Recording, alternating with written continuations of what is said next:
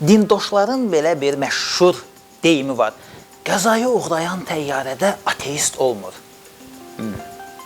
Bu məsələyə bir dəfəlik, qalın, yekə, qombul bir nöqtə qoymaq üçün mən sizə qəzaya uğrayan təyyarədəki ateistin hekayəsini danışmaq istəyirəm. Həm də elə belə ateistin yox, Bertrand Russellin.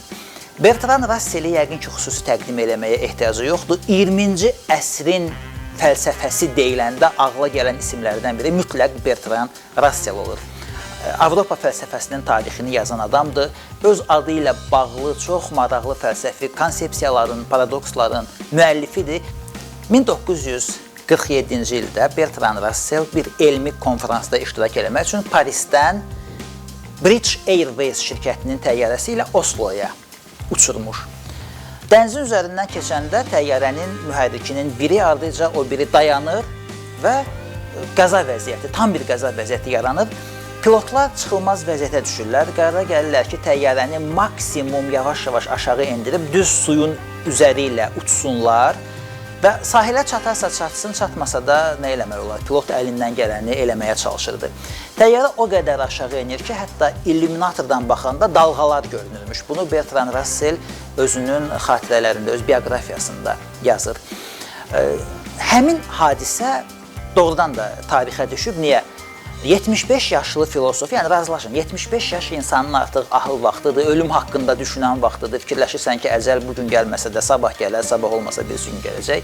75 yaşlı ateist filosof ölümün bir addımlığındadır, qəzaya uğramaq üzrə olan təyyarədədir, baxır pəncərədən dalğaları görür və düşünür ki, hər an ora düşüb ölə bilərik. Bəs nə fikirləşirdi həmin an Bertrand Russell? Bunu bayaq xatırlatdığım bioqrafiyasında özü çox ətraflı yazır, oxuya bilərsiniz. Mən qısaca qeyd edeyim. O deyir ki, mən başa düşdüm, artıq ölüm qaçılmaz ola bilər, güman ki, öləcəyəm. Ona görə də məni böyük bir maraq bürüdü. Bu necə bir prosesdir? Ölmək, yəni fəlsəfədə əsrlərlə ölümün nə olduğu filosofların tədqiqat obyektlərindən biri olub. Söhbət fikir tədqiqatlarından gedir. Və mən indi o təcrübəni yaşayacaqdım, deyir Bertrand Russell. Bu çox maraqlıdır, bu necə bir hissdir? Bu əhvalat tarixdə qalıb və onu göstərir ki, ateist, əgər həqiqətən ateistdirsə, doğrudan da ateizmi elmi əsaslara söykənirsə, o qəzaya uğrayanda və yaxud digər çətin anlarda dönüb Allaha inanmağa başlamır birdən-birə.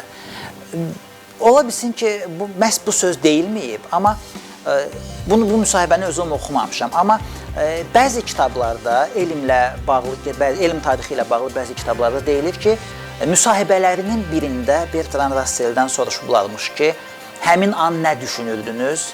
Və o deyib ki, düşünürdüm ki, lənət şeytana, su yaman soyuqdur. Yəni, düşsəm donacağam.